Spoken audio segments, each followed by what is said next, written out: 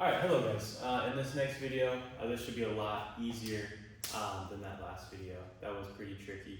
But here we're going to start on solving radicals. So the kind of key for all of these problems, this video and next video, is to get rid of a square root. To get rid of this symbol right here, you got to square it. So the magic kind of thing that saves us here is this and this. If we ever have this plus this, these two combined, they're going to cancel each other out. So that's what we're going to be doing for the first step on all these problems. So here we have square root of 2x plus 1 equals 5. We identify, okay, we have a square root here, so we're going to be squaring both sides.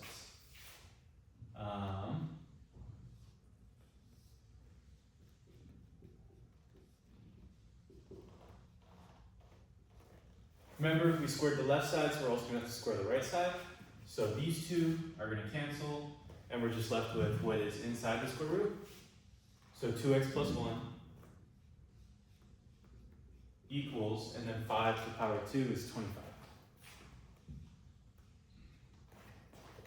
So now we have a linear equation, 2x plus 1 equals 25. And we're just going to have to solve this using those middle school math, algebra 1 skills. So you want to isolate x by itself.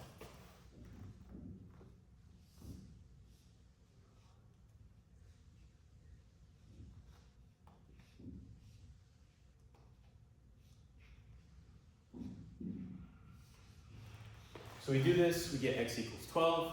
And then also for all of these problems, we cannot just get our answer, we also have to check our work. So how we check our work is we take each of our answers, in this case just one answer, and we plug it back into the original equation for x.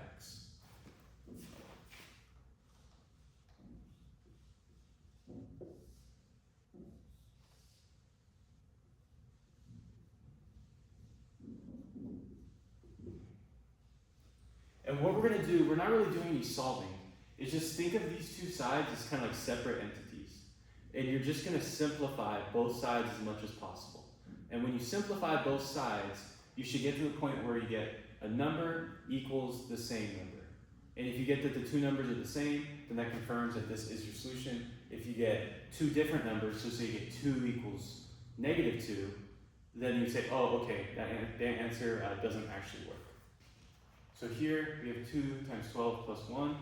So it's the same thing as the square root of 25, and then just equals 5. Square root of 25 is just 5. So we get 5. 5 equals 5. Number equals the same number. This is all good. That confirms this is the solution. Just as a side note, so this is, for this problem, we're done. We got our answer, we checked it.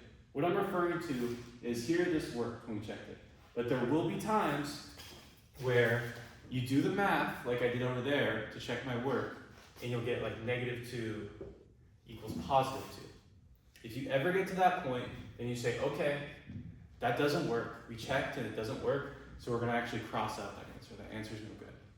But in this case, it was good, it worked. So that's it for this video.